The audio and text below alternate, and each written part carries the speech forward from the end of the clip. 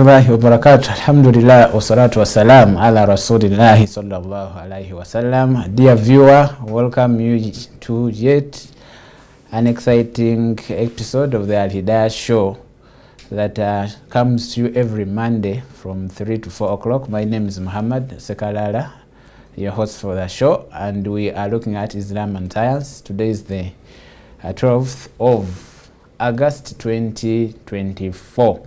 We want to appreciate you for always making it part of this show. Alhamdulillah.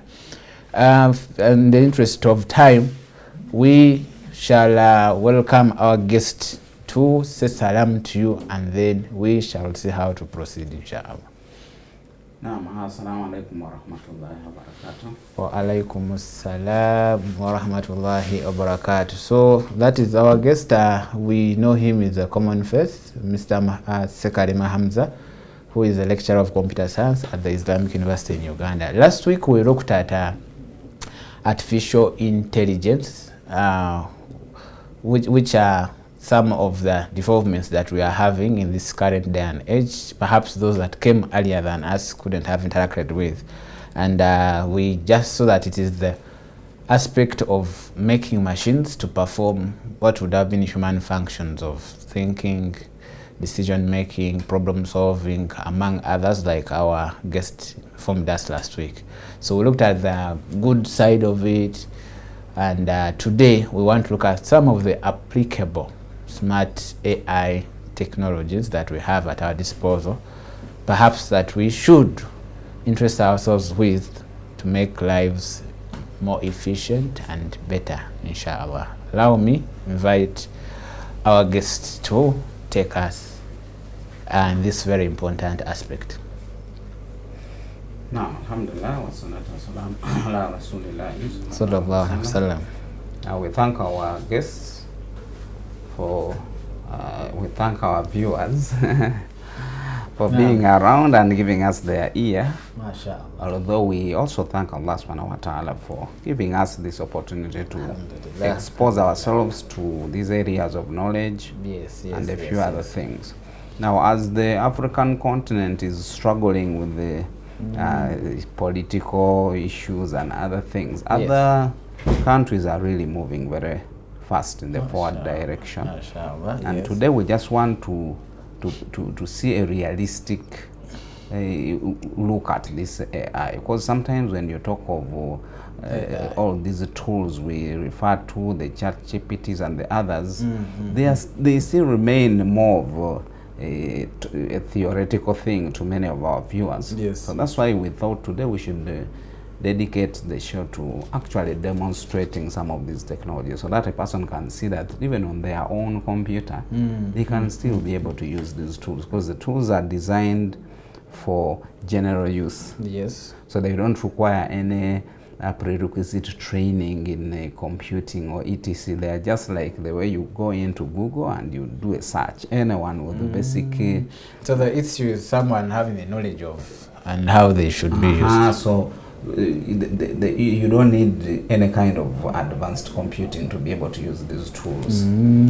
So we shall be looking at a variety of them. We hope our time will be sufficient for us. And the first one we wish to expound upon is the issue of text generation. Text generation, Now, text generation, I hope our selector will be able to show us that video that we recorded of text generation. Now, you will find that a number of jobs that we have in our human office systems require generating of documents. For example, secretaries and other office staff generate letters. They generate reports. Then you will find some other technical people like the business consultants. They sit down and they develop for you proposals for business. Business proposals, and And here we are going to be showing you how you can order an AI system to generate that kind of business for you. For example, in that case, that video that we have on the screen, the computer was instructed. Which platform is so that? This one is a Copilot from Microsoft. Copilot, Microsoft. So for that one, usually available for free for Windows users and people associated with the Microsoft technology. So in case you have to access it online, it is Copilot, COPILOT.microsoft.com. Okay, just like the word pilot, the one. So just add the Copilot. So yes. I asked it some few questions. The first one was talking about Uganda's education system.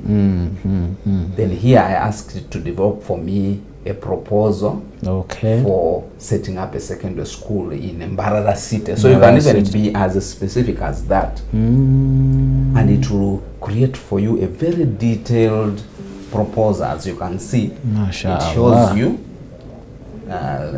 so proposal for setting up a secondary school in Mbarara City. So that was the question it was asked. It shows you a summary, talks of the necessity of the school, goes ahead to show you the objectives, the performance metrics, how will you measure that this school is fine. So I get it. So meaning instead something that would require you going ahead and asking a business consultant to do some work for you and create for you a document, because business consultants tend to charge a lot of money. I see. But as you realize, an AI tool can simply generate for you a large part of the document. Of course, the details may not be there. May not be there, yes, the heavy details. But at least it shows you the basics you need and an outline. The various. Maybe before we leave that Copilot platform. Yes. I noticed most of the Microsoft accounts require that you should either have a Microsoft account or a company account. Now, for me who doesn't have one, what should I do to access the service? Now, my understanding is that Microsoft also has an email service. So you should be able to use. And I believe also Google accounts. Do they prohibit Google accounts? Normally they don't allow. Because you put in your Gmail account, they say invalid email. You put in whether it is normally it is either institutions or education based entities. How about Outlook? Isn't Outlook a Microsoft entity? Very well. Now, So very few people, and the process of by the creating an Outlook account is also there's a lot of authentication that is involved, and before you can have that one. Yes. So what would be perhaps the solution for someone who has a challenge with that? Now, in that case, it looks like they would be stuck, because if you cannot open up an Outlook account, you cannot open up a company account, some kind of company mail, then in that case you go back to your Gmail. You could go back to other platforms. So that's the only impediment that somebody can may face in case they are going to be using this Copilot. But remember that there are others. There are many of these platforms. Companies are coming up. Of course, the foundation remains the same. The Open API, Open AI, then they keep building more advanced models on top of it. But of course, for a person that would be able to use this technology, I believe they can overcome the problem. Either you open up an Outlook email account, because that's part of Microsoft, or in case you are part of a company or a school that has a website, for as long as they don't see these generic emails like gmail.com. So it has to be something like IU, Exactly. So I think usually they do it for security purposes. Of course, yes. To open up a Gmail account, what do you really need? Just your name and date of birth, I think. And many times you even put there things that don't exist, but they don't over-verify. So meaning, for a company that wishes to do some serious tracking of people that are using its AI platform, you should have. They really want a representation of a real human being. And usually company mails, you don't just go and open up a company mail account. They prefer them having. So perhaps, there are some viewers who would really want to dig deeper into this. Yes. Assuming I want to start up a company, and then are there costs involved for me to get a Microsoft platform that I should use to create a company kind of email, such that all my employees or subordinates will always tap onto that. Now, like I said, when if you go to the Microsoft website, yes, and you ask to open up a free email, they'll open for you an email on the outlook.com domain. Yes, so that outlook.com domain is a Microsoft a feature, and it allows you to create just like the way you create an email for Gmail from the Google platform, which is called Gmail. Even here you can go to outlook.com and you create an email. So that is the CEO or IT personnel of this company. One is really open. You don't even need to be part of a company. Just like the way you open up a Google account, you can still be able to open up a simple Outlook. That's now for the organization itself. This one now you are talking of just an individual. Because we start with the individual. There are many that don't have any direct companies that they are belonging to, and they would like to tap into this technology. Imagine people that are working in the creative sector, things like graphics design and etc. Many times you need a picture or you need some content. Yes. In order to create another piece. So in that case, it means you may be working you are a graphics designer at NASA Road. You don't really have a very formal company. And in this case, you need to use the technology. Wow. Maybe so in that case, you will simply open up an Outlook.com email which Microsoft can recognize, and the rest so before we go for our break, there's something you said you type in the details of whatever you want, whether it's a business plan, this letter. Yes. Kindly comment on the aspect of authenticity of information. Somebody has to cross-check. How best do they cross-check? Or it requires somebody to already have a background. And then secondly, issues of plagiarism. Don't they apply here? You know, we are in the academic world where plagiarism is a very key concept. Now you realize that plagiarism may not easily apply here. Actually, what they don't want is they don't want AI generated content.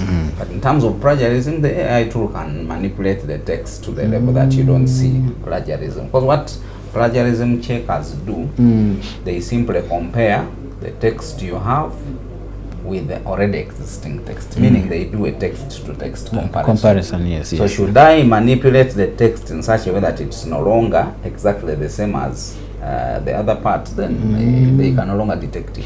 Then the verification bit of the content. Plagiarism has AI-generated content nearly has the same spirit as plagiarism. Yes. Because plagiarism means I come find the Sekarara spent a whole night, even 5 months. I steal his essay. I don't even indicate that it is Sekarara's essay, and I declare it mine. At the bottom I say it is Sekarema. So you can see that the spirit is you present content that you have not participated in generating, and you claim that it is yours. Yes. So that's why the academic industry does not like that action, because you are essentially, first of all, claiming something that is not yours. Then two, it is a promotion of laziness. Someone has not actually done any work, but is being presented as a scholar because of content that they are presenting, having stolen it from some other people. So AI generated content is looked at in the same spirit. Sekarara simply says, generate for me an essay of 4,000 words about Uganda's education system, like the one I put in. So it goes ahead and creates a very clear essay. Of course, as time goes by, the companies are also being they're under pressure to try and reduce the level of detail that they provide. So you will find that in most cases, once you do an AI search, it will give you the outline. But in terms of the detail, it will not go as far as the initial ChatGPT was doing, because they saw that it now becomes counterproductive. If a person can just come out with an essay that would require a whole week of serious research. This one comes up with it in a very short time. They saw it as counterproductive. So they are trying to cut down on how much detail they give. They give you the structure, so that at least structurally you don't have to do a lot of thinking. But once the structure is given to you, then you can easily add structure, and it becomes something that is useful. So in terms of plagiarism and the AI generated content, they move together. So in terms of what you asked, how does once this system generates for me this business proposal, for example, I'm a layman who can't even verify the content. So what should be the check? You are between two positions. One, if you are actually totally raw, then you rely on the tool. You go present content, and people wonder which kind of human being is this. Yes. Usually it is largely accurate. Yes. Of course, for one who is extremely technical, you can see some faults. Yes. For a day-to-day person, you may not be able to see the faults.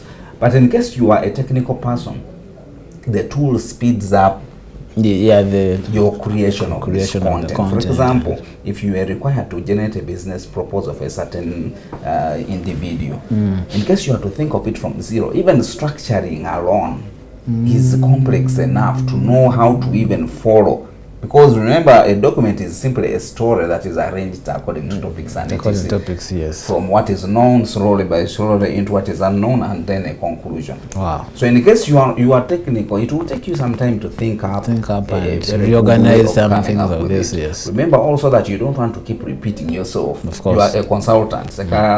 Consults. Yes. Each time a person comes to you, give them the same document. Then the people go and present the same work. It becomes a problem. So it forces you to also keep regenerating the information. But in case you are using an AI tool, you can very easily come up with different versions of your proposals without a lot of effort. All of this is available very easily. But of course, all the companies are no longer now offering 100% free AI. Information. Okay. So what they are doing is you subscribe. Oh, I think let's look at that when we come back from the break, inshallah. Dear viewer, we want to thank you again for keeping it Salam TV. We are looking at Islam and science, smart AI technologies that we can make use of in the day-to-day. Inshallah, we shall have a short break and then come back. Yes, Salam TV.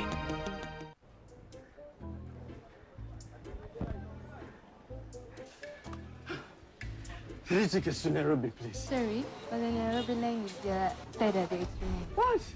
I've been waiting for 3 hours. Bid farewell to travel booking frustration. Start your trip today. Book your spot and travel not only to Jinja, Mbale, Mbalara, Gulu, but also across the entire East Africa. Get the Best Stop app today on Google Play or App Store. Best Stop. Travel made easy.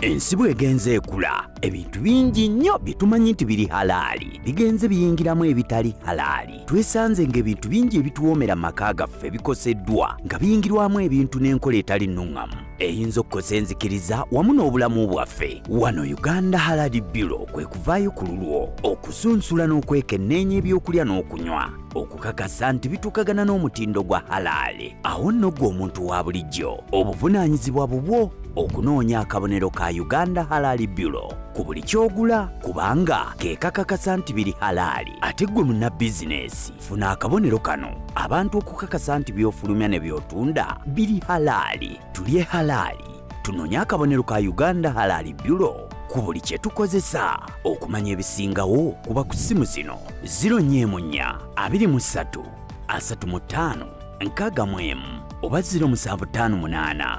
520011. Kampeyini eno ekutuusibwako Uganda Halal Bureau ne Salam TV erewagiddwa Harris International abakolera Ona Juice ne Gibikedale Products Limited abakolera amata ga Classic. Kozesa ebiri halaali byokka woli na buli woogenda. Uganda Halal Bureau.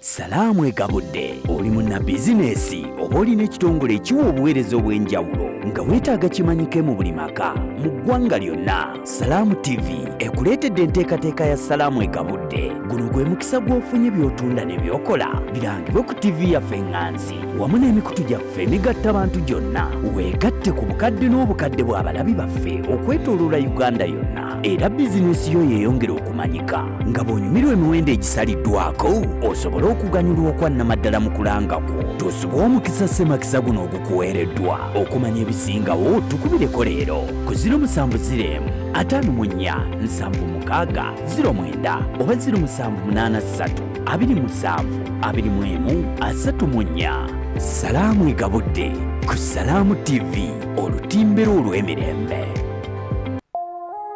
Eno ye Salaamu TV.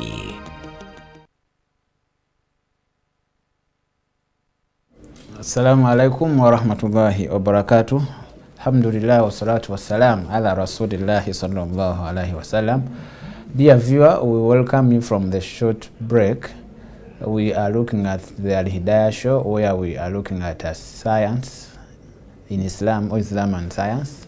Today specifically we are looking at smart artificial intelligence tools or technologies that we can make use of. Before we went for the break, we saw text generating AI platforms. For those who are using Microsoft, we have the Copilot. Our guest told us to type copilot.com and then .microsoft.com. You'll make good use of it. But before we went into the break, we saw that much as it helps us generate a lot of text-related materials, documents, proposals, and the rest, one thing that we noted at the end of before we went for the break was, because of wanting to limit the access to this, we are required to subscribe sometimes. So I'm going to request our guest in 2-3 minutes before we go to the next AI technology to tell us what does it require to subscribe, and when I subscribe, what benefits do I get, and what cost may I have to maybe look forward to. Now regarding the subscription rates, depending on the platform you are visiting, they have the details of subscription. Okay. Good thing here in Uganda, we have banks that do offer debit card access. For example, UBA has some debit cards, and also other banks do offer this kind of service. Meaning, even if you are not in the US, you can still be able to buy some of these services as long as you have a card that is enabled for online transactions. You simply visit your bank and ask them for that particular feature. So if I don't buy, it means I can never get you cannot, maximum because remember benefit. that you are not going to be paying using mobile money, for example. It is not a technology that is integrated. There's what we hear, PayPal, those things. Those ones all require you to have a card. The PayPal service is simply another way of working with the cards. Because you see, in order for you to work with a card, yes, possibly I could show our viewer the way these cards actually look like. Okay. Now you have a card like this one. So this is an example. Producer, you can zoom in and we... So this card here has a number of digits on it that allow you to make the transactions. The first one is this number here, the very long one. It has how many? There are like 16 numbers. 16 That's numbers. called the card number. Just below the card number, they have an expiry date, which is the second checkpoint that they require for you when you are making your online transactions. So 01 is the expiry date? 01/26, meaning that card will now expire in January 2026. Okay. And the number is that one up there. Then at the back, they have a security number. Usually it appears here at the back. Of course, we don't want the viewers to see our security numbers. So principally, a simple card like this one can be able to do it for you. And for UBA, they offer these cards as dedicated debit cards. So meaning you don't need a very complicated account to be able to run this kind of card. You simply go there, in a few 1-2 hours they give you the card. Are they related to ATMs? Is it what we call ATMs? They can also work on the ATMs, but they are largely it is for a product international largely transfers created for people that want to have a card with a non-complicated account attached to it. The reason simply being that if you have a card like this one, Mm. this kind of card, if you attach it to your main bank account, Yes. you face the risk that one may come and illegally use it. You can see that the security is not very complicated. I see, yeah. As long as the person actually, there are cases where you see they tell you that you have this recommendation. Please confirm that a transaction shall be made. And so once you have these details, the card number, the expiry, and the security number at the back, you can see they are not encrypted. They are all here. Person can even pick them from you and be able to use it. So it is wiser to maintain simple ones like this, where you only load some money on it when you are going to do some transaction. Yes. Otherwise, their account remains blank. They don't have some kind of a lot of minimum balance charges. Okay. So once you have this kind of card, the majority of the digital content online, you can be able to subscribe to it either at Meta, yes, or at Microsoft Copilot, and many of these others. And actually, there are some full blast commercial ones that offer a lot better service than these others that are being offered by Microsoft and Facebook. But all of them run by the fact that you should be able to pay. So the subscription is based on either you pay monthly or you pay annually. But you need these kinds of cards in order to be able to perform your online payments. And the charges are not very extreme. Let me just look up an image generator platform here. Yes. You will find that you don't need a lot of money. For example, there is the deepai.org. So these ones, let me see.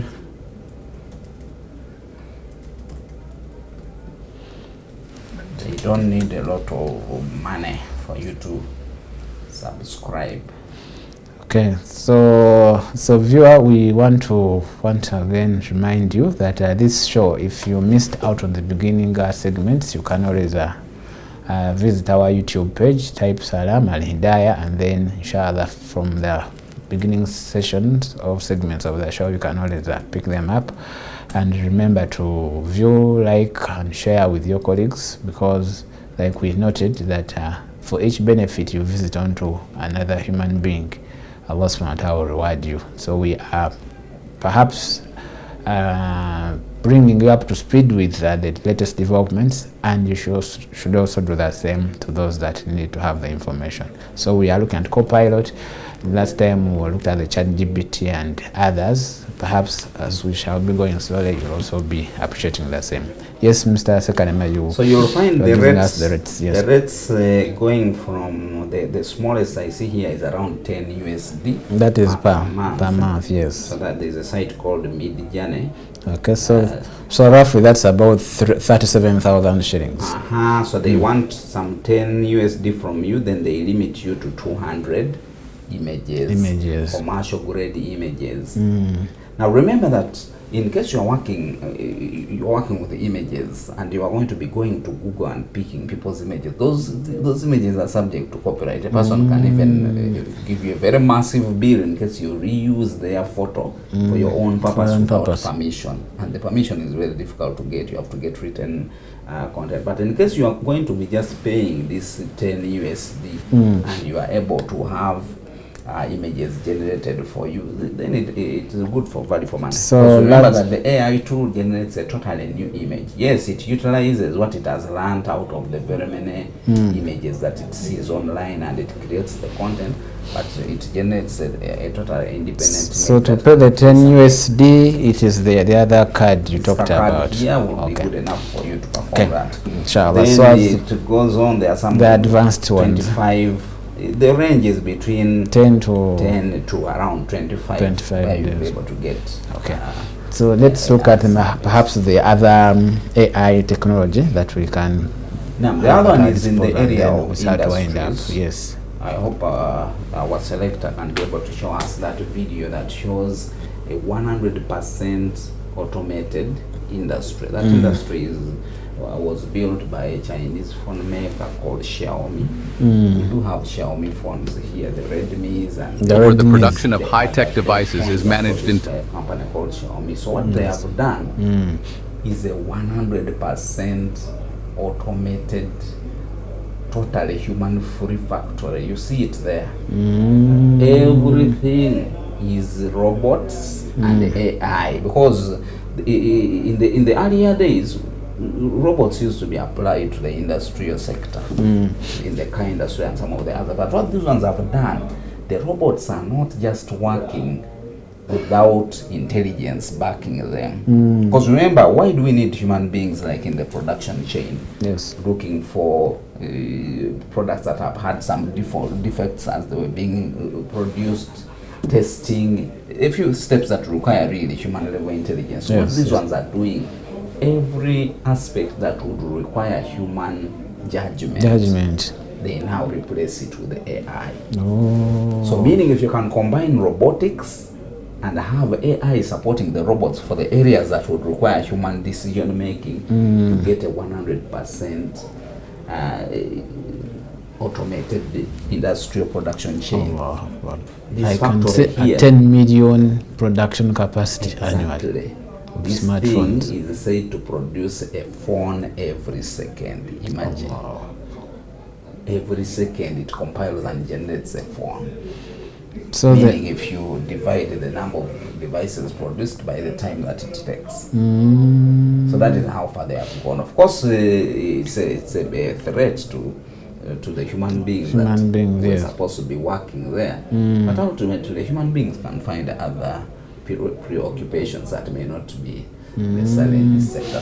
So from the start of the process to the distribution, 100% automation. They even go ahead and automate even the acquisition of materials. Because for you to produce phones, you need to buy some things like chips and the rest. That entire process is 100% automated. For the human beings simply wait for the completed phones, and that is how far people have gone in the deployment of these technologies. So it is something that we should be able to learn from. Of course, for us here in Uganda, this is very far off technology. Even for China, which is a highly industrialized country, you still find that the very few companies are able to achieve this kind of thing. You can see where people are going. Everything is 100% automated with robots, and also AI being included. Because a robot alone would make mistakes. Even robotic production plants still require human beings to check some of the things that could have gone wrong with the robot. And in fact, robotic production plants that don't have AI are easier to distort. For example, if you find a production chain that is moving like that and you pluck out one of the components, pieces, you'll find the whole robot will simply shut down.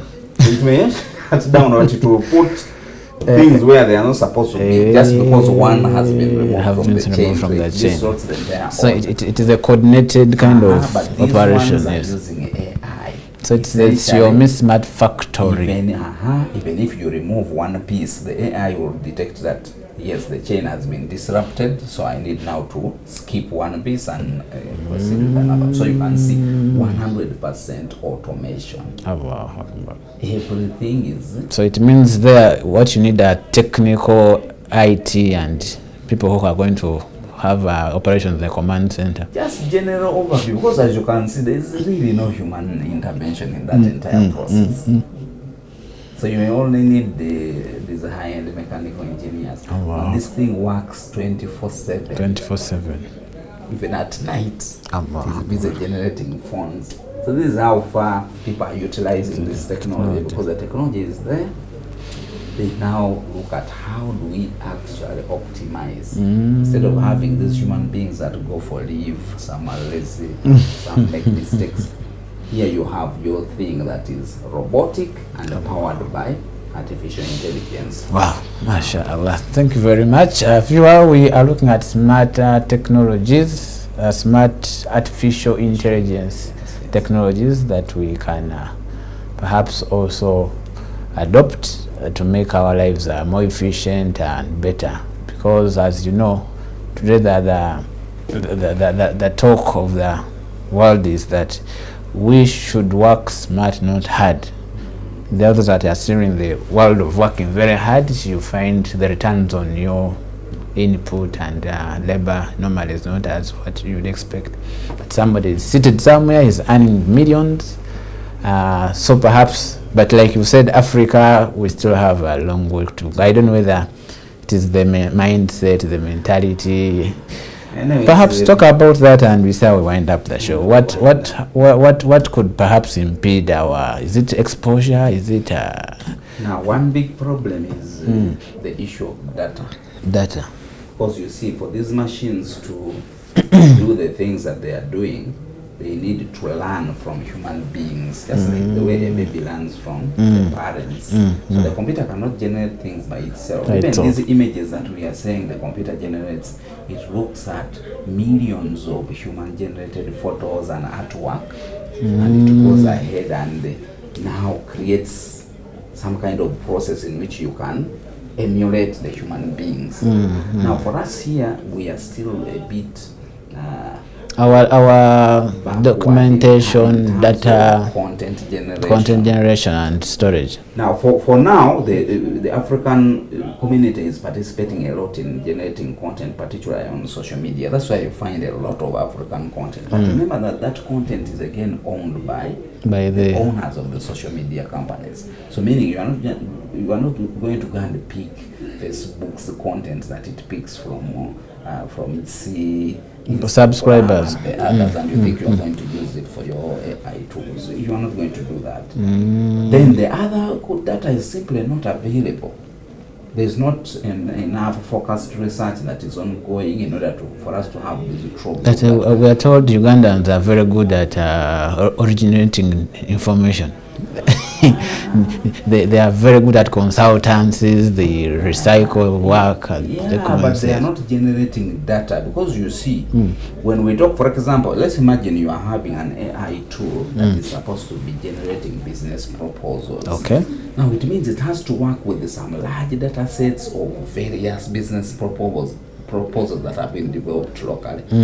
But you'll find there are not so many of those. And when we talk of data sets, we're not talking of 1,000, 2,000 entries, we are talking millions. But they talk about the fact that today we have so many universities, students are doing courseworks, the theses, dissertations, all that. Is it in the libraries? Where does all that end up?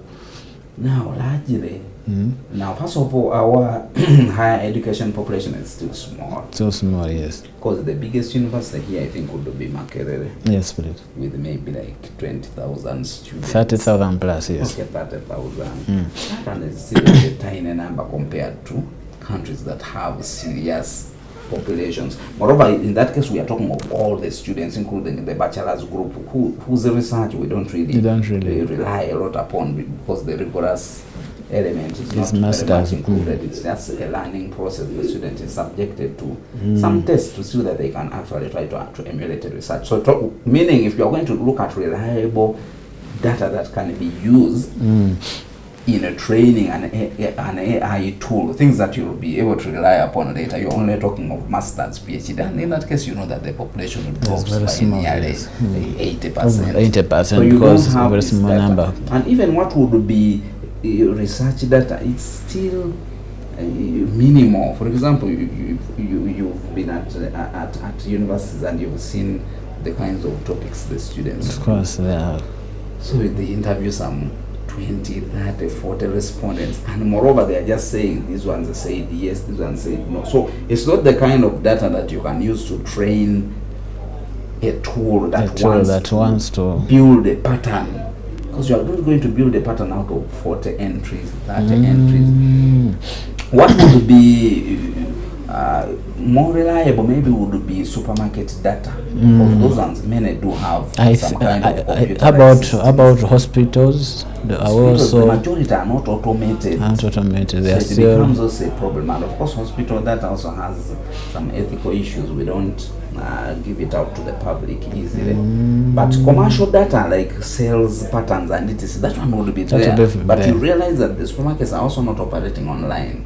Their systems are offline, and for them, theoretically, they don't see any benefit in having their data available for research purposes. So in the end, for as long as you are not having data sources, there's no way you are going to be building a viable AI system, because the entire thing is training machines using the human experience, and the human experience can only be acquired through data. So that maybe the strategy, because there's an action group that the government has set up, maybe the strategy should be now, let's begin by streamlining the issue of data. Then possibly in the next 5 years, we will have gathered enough data that we can use to go forward. If you search in one of these AI generator tools and you tell them to generate for you an image of, for example, some king, the first king of Uganda. Yeah, it generated some person that resembles an Indian. So in that case, meaning the majority of its training data is from the Asian, not African. Yes, it could give you an African face, but in the end, it gives you a beard that is very long, which is not commonplace. So for as long as we don't have proper training data, there's no way we are going to grow as it is. Although we can also rely on data from other countries. With globalization, much of the human experience has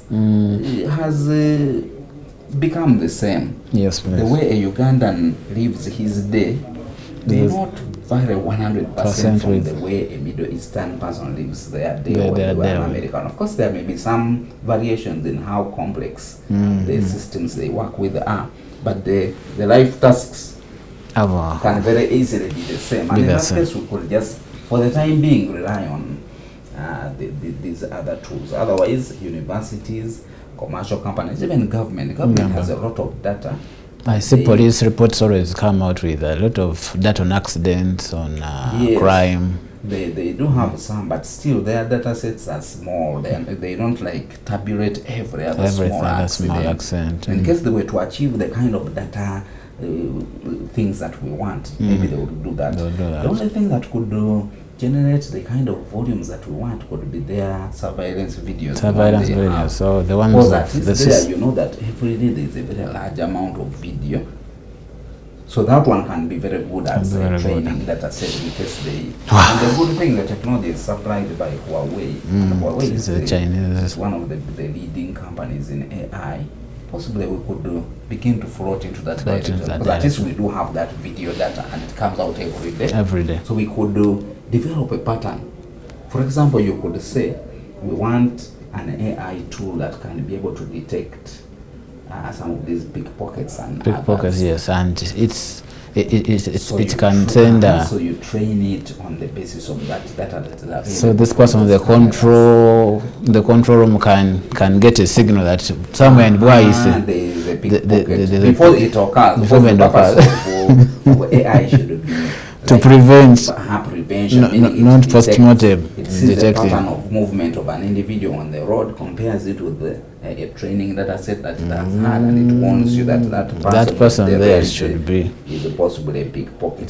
Then you can be able to zoom on the individual and you can capture them. Wow. These are some of the areas that could move forward, but of course all of them require dedication and professionals that are willing to put their heads to this kind of task, because it involves a lot of hard work. And largely we Ugandans, the truth is, we are not built for a lot of hard work. I'm told in East Africa we are the laziest individuals. Even when we go to school, the reason is not that we want to study, but the reason is we want to maneuver through the system without working too much. So it's a bit of wow, that will be for another day, inshallah. Dear viewer, we want to thank you for being a part of the show from where we started.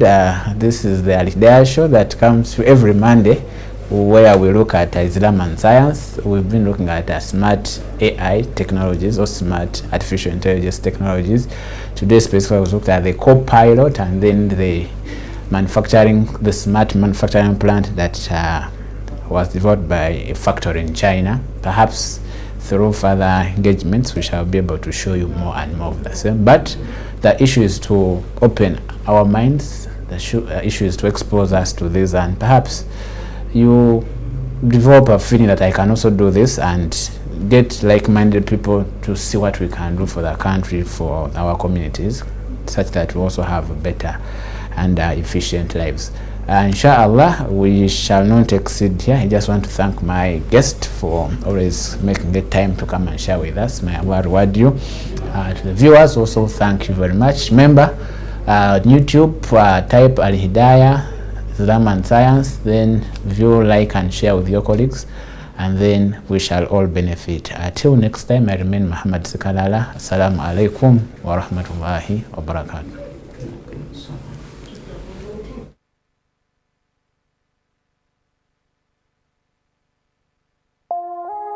Eno ye Salam TV.